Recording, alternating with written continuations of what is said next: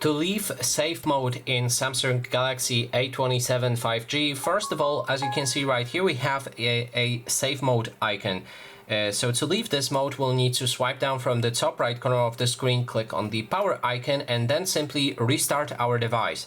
So click on it 2 times, and then your phone should reboot, and after a moment we will see a home screen without the safe mode icon. So let's just wait a moment.